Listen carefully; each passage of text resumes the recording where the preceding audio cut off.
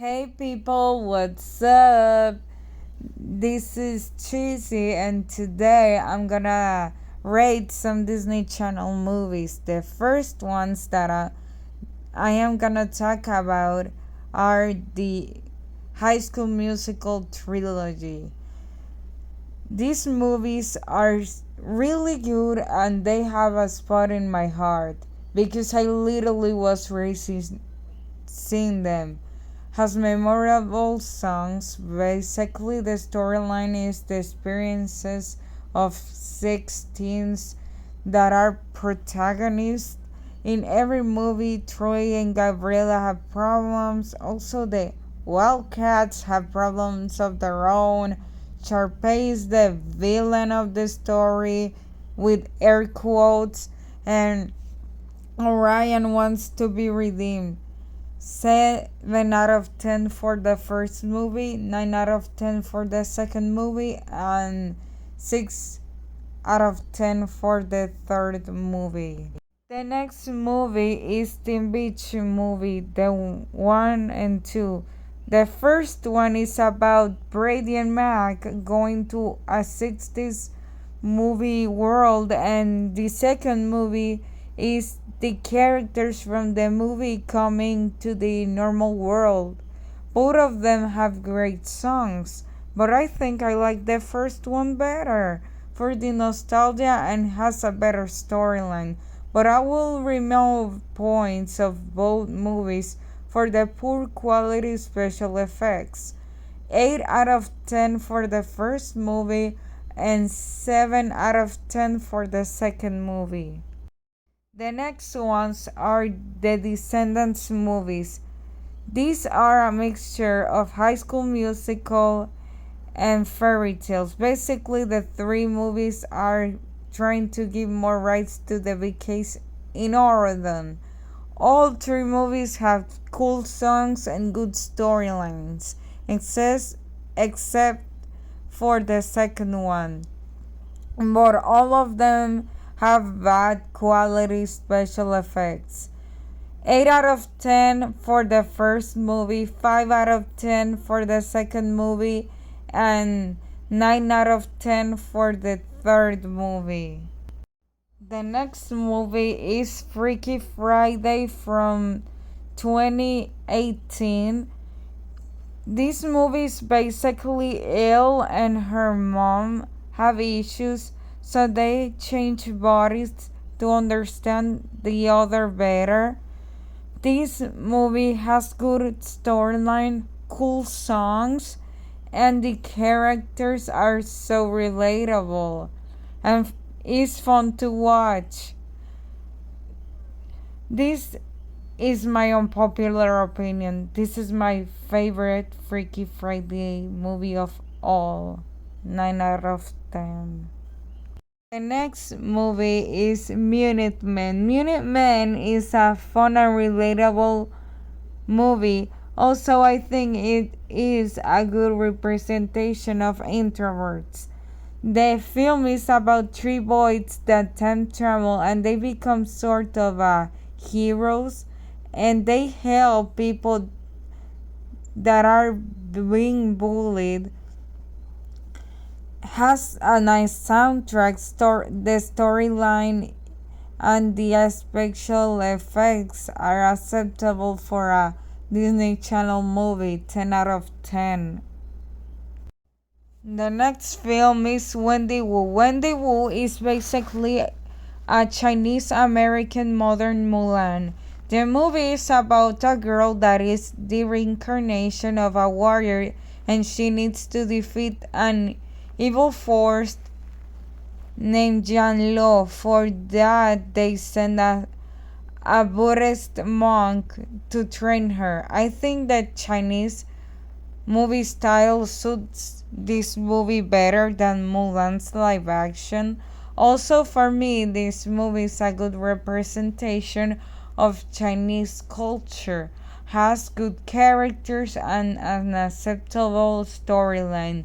The cool thing about this movie is that Wendy can do powers like the Hadouken from Street Fighter or the Kamehameha from Dragon Ball Z,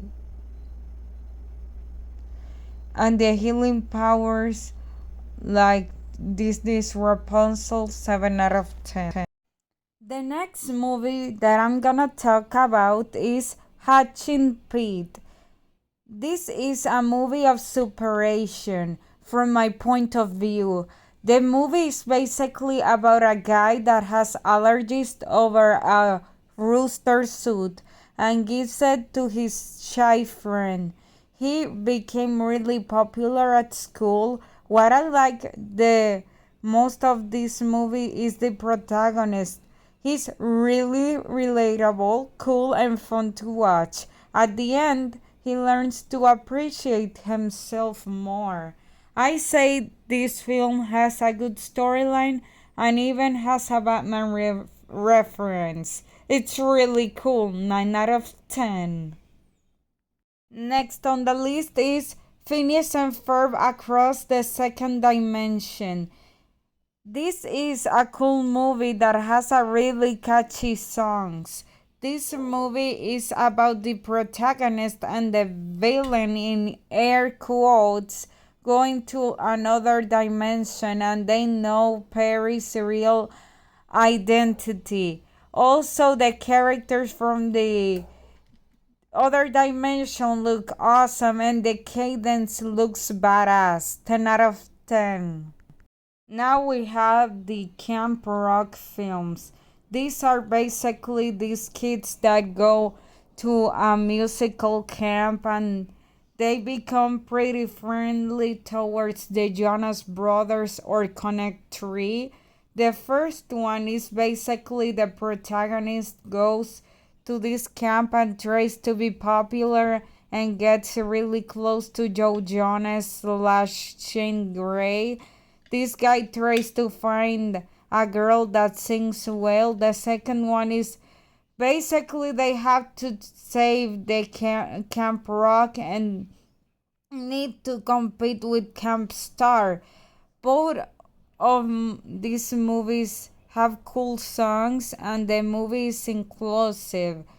Another thing about these films is that they don't use the cliche of the protagonist always winning, but it has perks.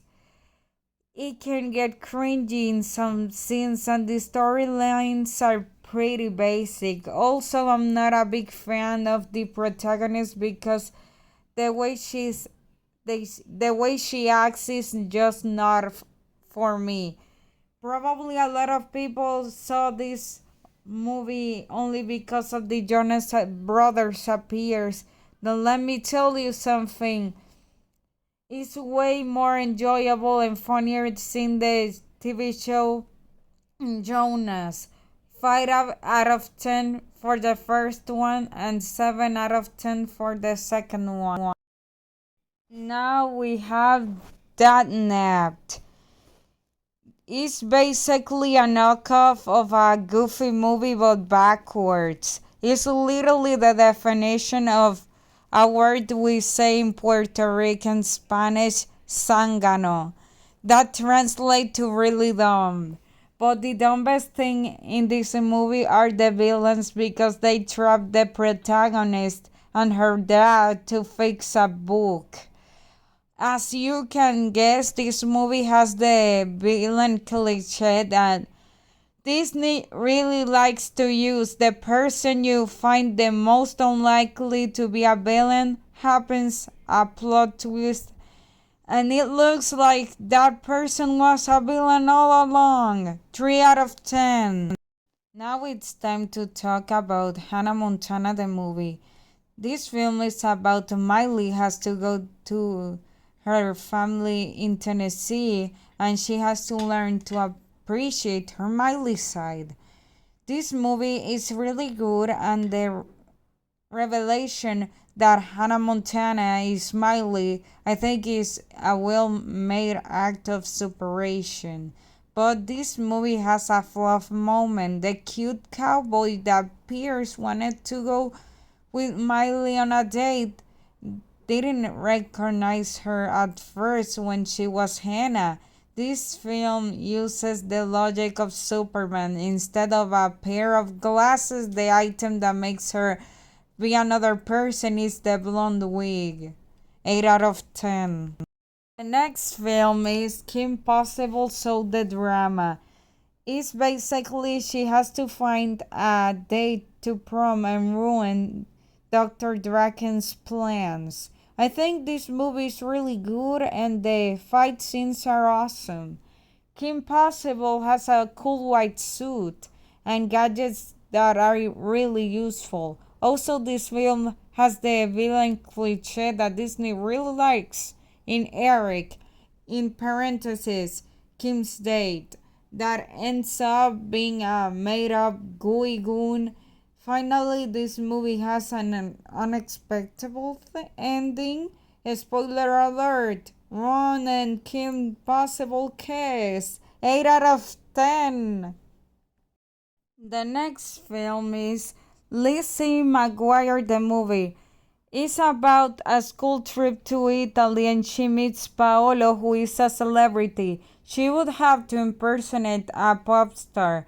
This movie felt like the Princess Peach trilogy from Netflix or Princess and the Pauper from Barbie. This movie has a good storyline, cool songs, and the greatest thing is you can understand the lore of the movie without seeing the TV show previously. But I'm gonna remove some points because this film can get predictable. 7 out of 10. Now we have Pixel Perfect. It's basically a team named Roscoe who makes a holographic pop star to save his friend's rock band. The storyline and most of the characters are nice, except for Samantha. I found her annoying, but the special effects are disturbing and there are some scenes that don't make sense. 5 out of 10. The next movie is Cadet Kelly. This is a pretty good movie. It's about a girl that is sent to her stepdad's military school. The storyline is kinda cute and cool. The characters are pretty great and relatable, especially the protagonist. 8 out of 10.